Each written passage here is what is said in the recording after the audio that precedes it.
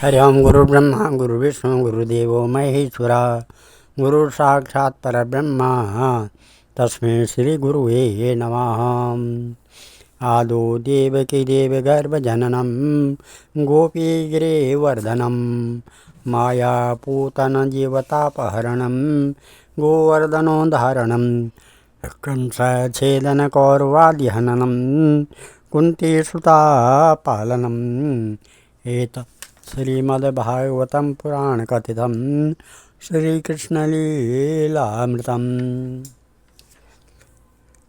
अधरं मधुरं वदनं मधुरं नयनं मधुरं हर्षितं मधुरं हृदयं मधुरं गमनं मधुरं मधुराधिपते अखिलं मधुरं वचनं मधुरं चरितं मधुरं वसनं मधुरं बलितं मधुरं चलितं मधुरं भ्रमितं मधुरं मधुराधिपते अखिलं मधुरं वेणुर्मधुरो रेणुर्मधुरा पाणिर्मधुरा पादो मधुरो नृत्यं मधुरं सख्यं मधुरं मधुराधिपते अखिलं मधुरं गीतं मधुरं पीतं मधुरं भुक्तं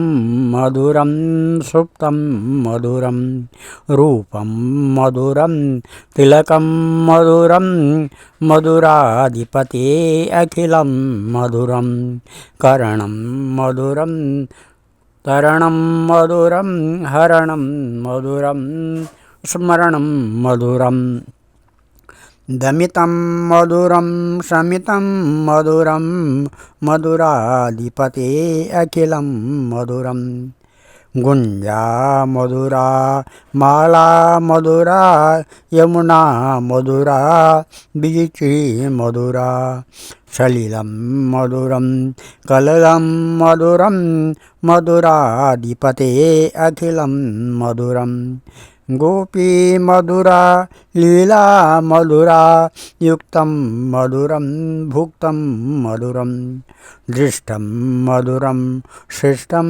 मधुरं मधुराधिपते अखिलं मधुरं गोपा मधुरा गावो मधुरा यष्टिं मधुरा सृष्टिं मधुरा बलितं मधुरं फलितं मधुरं मधुराधिपते अखिलं मधुरं निगमकल्पतरोर्गलितं फलं शुकमुखाद्रव अमृतसंयुतं पिबत भागवतं रसमालया मुहुरहो रसिका भुवि भावुका। भगवान श्री कृष्ण चंद्र नारायण जी के चरण कमलों में नतमस्तक होकर गुरु श्री वेद व्यास जी, गुरु श्री माधवाश्रम जी, गुरु श्री आदि गुरु शंकराचार्य जी, गुरु श्री नारद जी महाराज, गुरु श्री सुत जी महाराज, गुरु श्री सुखदेव जी महाराज, गुरु श्री सुत जी महाराज जी के चरण कमलों में नतमस्तक होकर के मैं ये श्रीमद् भागवत महापुराण क्या दसम स्कंद का 21वां अध्याय पढ़ने जा रहा हूँ, जिसमें आज का प्रसंग वेणुगीत से है। भगवान की वेणुगीत से प्रसंग है। श्री शुकवाच इत्थं सरत् स्वच्छ जलम पद्माकर सुगंधिना न विशद वायिना वातं स गोपालकोच्युतः।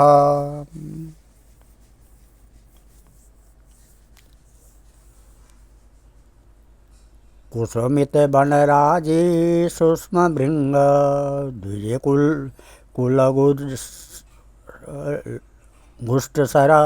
सरिणमयीध्रम मधुपतिर्वगाया चारयन् गा स पशुपाल बलुस्कृज वेणुं तद ब्रजस्त्रिया आश्रित्य वेणुगीतं समरोदयम् काचित् परोक्षं कृष्णस्य सखीभ्यो अन्ववर्णयन् तद्वर्णयितुर्मारब्धा संस्मरन्त्या कृष्णचेष्टिदं नाशकन् स्मर वेगेन विक्षिप्ता मनसो नृपा वरहापीडं नटवरवपुकर्णयो कर्णिकारं बिभ्रद्वास कनककपिशं भजयन्तीं च मालाम् रन्ध्रान् वेणोर्रदरसुदया पूरयन् गोपवृन्देर्बृन्दारण्यं स्वपदरमणं प्राविशत् गीतकीर्ते इदं वेणुरवं राजन् सर्वभूतमनोहरं श्रुत्वा ब्रजस्त्रियः सर्वा वर्णयन्तो विरे विरे। श्री सुखदेव जी कहते हैं, परीक्षित, शरद ऋतु के कारण वह वन बड़ा सुंदर हो रहा था।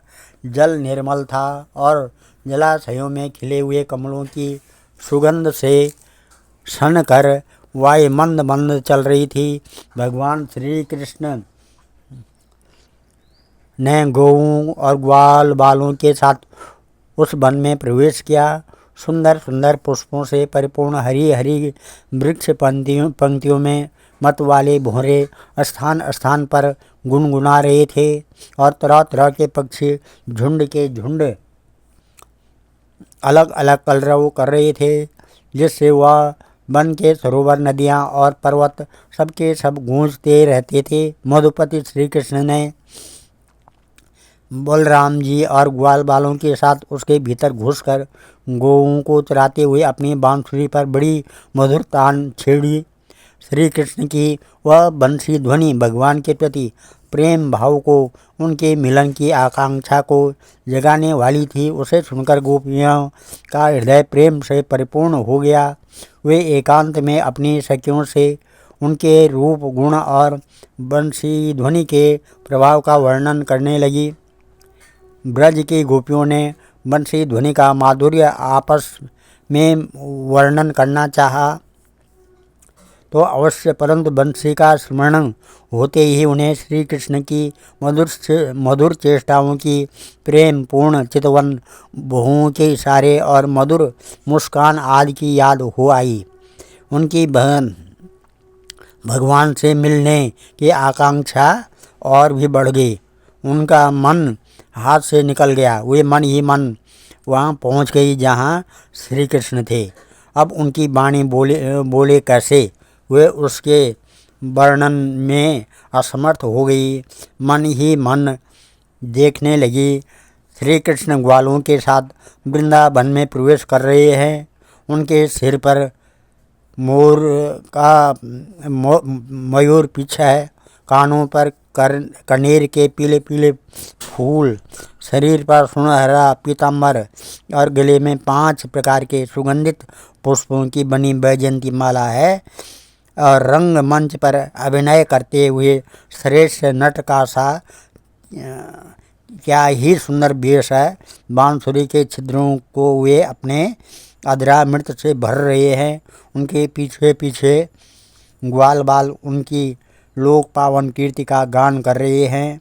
इस प्रकार वैकुंठ से भी श्रेष्ठ हुआ वृंदावन धाम उनके चरण चिन्हों से और भी रमणीय बन गया है। परीक्षित, यह बंसी ध्वनि जड़ चेतन समस्त भूतों का मन चुरा लेती है। गोपियों ने उसे सुना और सुनकर उसका वर्णन करने लगी। वर्णन करते करते हुए तन्मय हो गई और श्री कृष्ण को पाकर आलिंगन करने लगी। गोपीवाच ऊचु क्षण्वतां फलमिदं न परं विदाम शक्त्या पशूननु विवेशयतोर्वयस्ये वक्त्रं व्रजे सश्रुतयोरनुवेणुजुष्टम् ईर्वानिपीतमनुरक्तकटाक्षमोक्षं च्युतप्रवालबरहस्तबकोत्पलाब्जा मालानुपृक्तपरिधानविचित्रवेशो मध्ये विरेजतुरलं पशुपालगोष्ठां रङ्गे यया नटवरो क्वच गायमानो गोप्यो किमाचरदयं कुशलं स्म वेणुर्दामोदराधर सुधामपि गोपिकानां भुक्ते स्वयं यद्वसिष्ठरसं हृदयन्यो हृष्यत्वचोक्षुमूचोस्तरवो विधार्य वृन्दावनं सखि भुवो वितनोति कीर्तिं यद्देवकी सुतपदाब्ज जलब्धलक्ष्मी गोविन्द वेणुमनुमत्तमयूरनृत्यं प्रेक्षादृशान्न भरतान्यसमस्तसत्त्वम् धन्यास्म मूढमतयोऽपि हरिण्ययेता यानन्दनन्दनमुपात विचित्रवेशम् आकर्ण्यवेणुरणितं सकृष्णसारा पूजा ददो विरचितां प्रणयावलोके कृष्णं निरीक्ष्य वनितो उत्सवरूपशीलं श्रुत्वा च तत्वर्णितवेणुविचित्रगीतम् देव्यो विमानगतया स्मरनुसारा भ्रश्यत्प्रसूनकवरा मुहुर्विनिव्या। गोपियाँ आपस में बातचीत करने लगी। अरे सखी, हमने तो आँख वालों के जीवन की और उनकी आँखों की बस यही इतनी ही सफलता समझी है, और तो हमें कुछ मालूम ही नहीं है। वह कौन सा लाभ है? वह यही है कि जब श्याम सुंदर श्री कृष्ण और गौर सुंदर बलराम ग्वाल बालों के साथ गायों को हाँक कर वन में ले जा रहे हों या लौटा कर ब्रज में ला रहे हों, उन्होंने अपने अधरों पर मुरली धर रखी हो और प्रेम भरी तिरछी चितवन से हमारी ओर देख रहे हों, उस समय हम उनकी मुख माधुरी का पान करती रहें। अरे सखी, जब वे आम की नई कोपलें, मोरों के पंख, फूलों के गुच्छे, रंग बिरंगे कमल और कुमुद की मालाएं धारण कर लेते हैं, श्री कृष्ण के सांवरे शरीर पर पीताम्बर और बलराम के गोरे शरीर पर नीलांबर फहराने लगता है, तब उनका वेश बड़ा ही विचित्र बन जाता है। ग्वाल बालों की गोष्ठी में वे दोनों बीचों बीच बैठ जाते हैं और मधुर संगीत की तान छेड़ लेते हैं। मेरी प्यारी सखी, उस समय ऐसा जान पड़ता है मानो दो चतुर नट रंगमंच पर अभिनय कर रहे हों। मैं क्या बताऊं कि उस समय उनकी कितनी शोभा होती है। अरे गोपियों, यह वेणु पुरुष जाति का होने पर भी पूर्व जन्म में न जाने ऐसा कौन सा साधन भजन कर चुका है कि हम गोपियों की अपनी संपत्ति दामोदर के अधरों की सुधा स्वयं ही इस प्रकार पिए जा रहा है कि हम लोगों के लिए थोड़ा सा भी रस शेष नहीं रहेगा। इस वेणु को अपने रस से सींचने वाली हृदयनियाँ आज कमलों के मिश्र रोमांचित हो रही है और अपने वंश में भगवत प्रेमी संतानों को देखकर श्रेष्ठ पुरुषों के समान वृक्ष भी इनके साथ अपना संबंध जोड़कर आँखों से आनंद आंसू बहा रहे हैं। अरे सखी, यह वृंदावन वैकुंठ लोक तक पृथ्वी की कीर्ति का विस्तार कर रहा है, क्योंकि यशोदानंदन श्री कृष्ण के चरण कमलों के चिन्हों से यह चिन्हित हो रहा है। सखी, जब श्री कृष्ण अपनी मुनिजन मोहिनी मुरली बजाते हैं, तब मोर मत वाले होकर उसकी तलवार ताल पर नाचने लगते हैं। यह देखकर पर्वत की चोटियों पर विचरने वाले सभी पशु पक्षी चुपचाप शांत होकर खड़े रह जाते हैं। हरि सखी, जब प्राण वल्लभ श्री कृष्ण विचित्र वेश धारण करके बांसुरी बजाते हैं, तब मूढ़ बुद्धि वाले ये हरनियाँ भी बंसी की तान सुनकर अपने पति कृष्ण सार मृगों के साथ नंद नंदन के पास चली आती है और अपनी प्रेम भरी बड़ी बड़ी आँखों से उन्हें निरखने लगती है। क्या है। अपने कमल के समान बड़ी बड़ी आँखें श्री कृष्ण के चरणों पर निछावर कर देती हैं। श्री कृष्ण की प्रेम भरी चितवन के द्वारा किया हुआ अपना सत्कार स्वीकार करती है। वास्तव में उनका जीवन धन्य है। हम वृंदावन की गोपी होने पर भी इस प्रकार उन पर अपने को निछावर नहीं कर पाती। हमारे घर वाले कूड़ने लगते हैं। कितनी विडम्बना है। हरि सखी हरनियों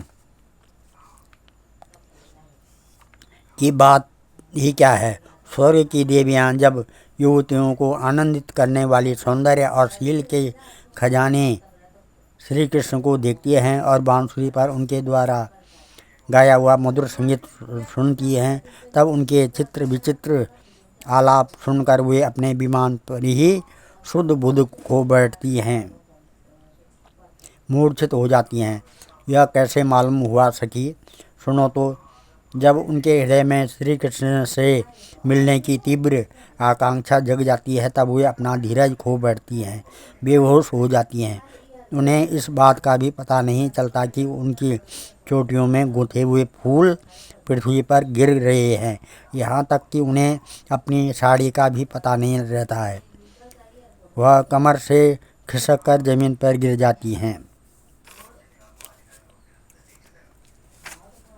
गावस्य कृष्ण मुख निर्गत वेणुगीता पीयूषमुक्त वितकर्णपुटे पिबन्त्या शावास्तु तच्चनपया कबलः स्म तस्थुर्गोविन्दमात्मनि निशा शुकलः स्पृशन्त्या प्रायोवतां विहगा मुनयो वनेऽस्मिन् कृष्णैक्षितं तदुदितं कलवेणुगीतम् आरुह्य हे द्रुपभुजान् रुचिरप्रवालान् शृण्वन्तमील्यतदिशो विगतान्वाच नद्यस्तदा तदुपधार्य मुकुन्दगीता मावर्तलक्षितमनो भवभग्नवेगा आलिङ्गनस्तगेतमूर्मिभुजेर्मुरारेर्गृह्णन्ति पादयुगलं कमलोपहार दृष्ट्वा तपे व्रजपशून् स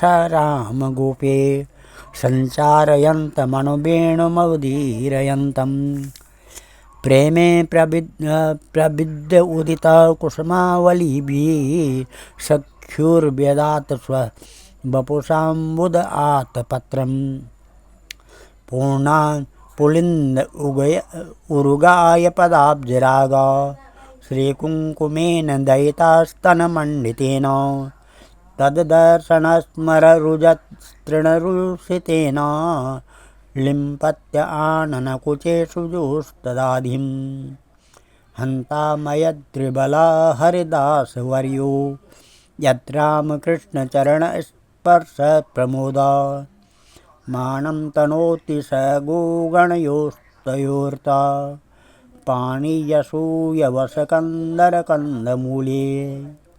इस प्रकार से हरि सखी तुम देवियों की बात क्या कर रही हो? इन गौओं को नहीं देखती है? जब हमारे कृष्ण प्यारे अपने मुख से बांसुरी में स्वर भरते हैं और गौएं उनका मधुर संगीत सुनती हैं, तब ये अपने दोनों कानों के दोने संभाल लेती हैं, खड़े कर लेती हैं और मानो उनसे अमृत पी रही हों। इस प्रकार उस संगीत का रस लेने लगती हैं। ऐसा क्यों होता है सखी? अपने नेत्रों के द्वार से श्याम सुंदर को हृदय में ले जाकर वे उन्हें वहीं विराजमान कर देती है और मन उनका आलिंगन करती है। देखती नहीं हो, उनके नेत्रों से आनंद के आंसू छलकने लगते हैं और उनके बछड़ों की तो दशा ही निराली हो जाती है। यद्यपि गायों के थनों से अपने आप दूध झरता रहता है, वे जब दूध पीते पीते अचानक ही बंसी ध्वनि सुनते हैं, तब मुंह में लिया हुआ दूध का घूंट न उगल पाते हैं और न ये निगल पाते। उनके हृदय में भी होता है भगवान का स्पर्श और नेत्रों में छलकते होते हैं आनंद के आंसू। वे ज्यों के त्यों ठिठक रह जाते हैं। अरे सखी, गोये और बछड़े तो हमारी घर की वस्तु है, उनकी बात तो जाने ही दो। वृंदावन के पक्षियों को तुम नहीं देखती हो, उन्हें पक्षी कहना ही भूल है। सच पूछो तो उनमें से अधिकांश बड़े बड़े ऋषिमुनि हैं। वे वृंदावन के सुंदर सुंदर वृक्षों की नई नई और मनोहर कोंपड़ों वाली डालियों पर चुपचाप बैठ जाते हैं और आंखें बंद नहीं करते, निर्निमेष नयनों से श्री कृष्ण की रूप माधुरी तथा प्यार भरी चितवन देख देख कर निहाल हो जाते हैं तथा कानों से अन्य सब प्रकार के शब्दों को छोड़कर केवल उन्हीं की मोहनी वाणी और बंसी का त्रिभुवन मोहन संगीत सुनते रहते हैं। मेरी प्यारी सखी, उनका जीवन कितना धन्य है। अरे सखी, देवता गौओं और पक्षियों की बात क्यों करती हो? वे तो चेतन हैं। इन जड़ नदियों को नहीं देखती, इनमें जो भंवर दिख रहे हैं उनसे इनके हृदय में श्याम सुंदर से मिलने की तीव्र आकांक्षा का पता चलता है। उसके वेग से ही तो इनका प्रवाह रुक गया है। इन्होंने भी प्रेम स्वरूप श्री कृष्ण की बंसी ध्वनि सुन ली है। देखो देखो, ये अपनी तरंगों के हाथों से उनके चरण पकड़कर कमल के फूलों का उपहार चढ़ा रही है और उनका आलिंगन कर रही है, मानो उनके चरणों पर अपना हृदय ही न्योछावर कर रही हो। हरी सखी, ये नदियाँ तो हमारी पृथ्वी की, हमारी वृंदावन की वस्तुएं हैं। तनिक इन बादलों को भी देखो। जब ये वे देखते हैं कि ब्रजराज कुमार श्री कृष्ण और बलराम जी ग्वाल बालों के साथ धूप में गोयें चरा रहे हैं और साथ बांसुरी भी बजाते जा रहे हैं, तब उनके हृदय में प्रेम उमड़ आता है। वे उनके ऊपर मंडराने लगते हैं और वे श्याम घन और सखा घनश्याम के ऊपर अपने शरीर को ही छाता बनाकर तान देते हैं। इतना ही नहीं सकी, वे जब उन पर ननी ननी फूहियों की वर्षा करने लगते हैं तब ऐसा जान पड़ता है कि वे उनके ऊपर सुंदर सुंदर श्वेत कुसुम चढ़ा रहे हों। नहीं सकी, उनके बहाने हुए तो अपना जीवन ही न्योछावर कर देते हैं। अरे भट्टू, हम तो वृंदावन की इन भील नदियों को ही धन्य और कृतकृत्य मानती हैं। ऐसा क्यों सकी? इसलिए कि इनके हृदय में बड़ा प्रेम है। जब हमारे कृष्ण प्यारे को देखती हैं तब इनके हृदय में भी उनसे मिलने की तीव्र आकांक्षा जाग उठती है। इनके हृदय में भी प्रेम की व्याधि लग जाती है। उस समय वे क्या उपाय करते हैं, यह भी सुन लो। हमारी प्रियतम की प्रियसी गोपियाँ अपने वक्षस्थलों पर जो केसर लगाती हैं वह श्याम सुंदर के चरणों में लगी होती है और वे जब वृंदावन के घास पात पर चलते हैं तब उनमें भी लग जाती हैं। ये सौभाग्यवती भीलनियाँ उन्हें उन तिनकों पर से छुड़ाकर अपने स्तनों और मुखों पर मल लेती हैं और इस प्रकार अपने हृदय की प्रेम पीड़ा शांत करती हैं। हंतायमद्रिरबला हरिदास वर्यो यद्राम कृष्ण चरण स्पर्श प्रमोदा मानं तनोति स गोगणयोस्तयोर्यत् पानीयसूयवसकन्दरकन्दमूले गोपकैरनुवनं नयतोरुदारा वेणुं स्वने कलपदेस्तनुभृत्सख्या अस्पन्दनं गतिमतं पुलकस्तरुणां निर्योगपाशकृतलक्षणयोर्विचित्रम् एवं विद्या भगवतो या वृंदावनचारिणा वर्णयन्तो मिथो गोप्य क्रीडा तन्नमयतां ययुः। इस प्रकार से हरि गोपियों, यह गिरिराज गोवर्धन तो भगवान के भक्तों में बहुत ही श्रेष्ठ हैं, धन्य हैं। इसके भाग्य देखती नहीं हो हमारे प्राण वल्लभ श्री कृष्ण और नयनाभिराम बलराम के चरण कमलों का स्पर्श प्राप्त करके यह कितना आनंदित हो रहता है। इसके भाग्य की सराहना कौन करे। यह तो उन दोनों का ग्वाल बालों और गौओं का बड़ा ही सत्कार करता है। स्नान पान के लिए झरनों का जल देता है, गौओं के लिए सुंदर हरी हरी घास प्रस्तुत करता है, विश्राम करने के लिए कंदराएँ और खाने के लिए कन्न मूल फल देता है। वास्तव में यह धन्य है। हरी सखी, इन सांवरे गोरे किशोरों की तो गति ही निराली है। जब ये वे सिर पर नौवना धोते समय गाय के पैर बांधने की रस्सी लपेटकर और कंधों पर फंदा भागने वाली गायों को पकड़ने की रस्सी रखकर गायों को एक वन से दूसरे वन में हाँक कर ले जाते हैं। साथ में ग्वाल बाल भी होते हैं और मधुर मधुर संगीत गाते हुए बांसुरी की तान छेड़ते हैं। उस समय मनुष्यों की तो बात ही क्या है, अन्य शरीरधारियों में भी चलने वाली चेतन पशु पक्षी और जड़ नदी आदि तो स्थिर हो जाते हैं तथा अचल वृक्षों को भी रोमांच हो जाता है। जादू भरी बंसी का और क्या चमत्कार सुनाऊं। परीक्षित, वृंदावन बिहारी श्री कृष्ण की ऐसी ऐसी एक नहीं अनेकों लीलाएं हैं। गोपियाँ प्रतिदिन आपस में उनका वर्णन करती और तन्मय हो जाती है। भगवान की लीलाएं उनके हृदय में स्फुरित होने लगती है। आज हम इस कथा को यहीं पर विराम देते हैं। कल 22वां अध्याय चीर हरण, इसका चीर हरण का है। ओम नमः ध्येयं सदा परिभवग्नमविष्टदोहं तीर्थात्पदं शिवबीरञ्चनुतं शरण्यं भृत्यात्यहं प्रणतपालभवाब्धिपोतं वन्दे महापुरुषते चरणारविन्दं। श्रीकृष्णगोविन्द हरे मुरारे हे नाथ नारायण वासुदेवा। सर्वे भवन्तु सुखिनः, सर्वे सन्तु निरामया, सर्वे भद्राणि पश्यन्तु, मा कश्चित् दुःखभाग् भवेत्।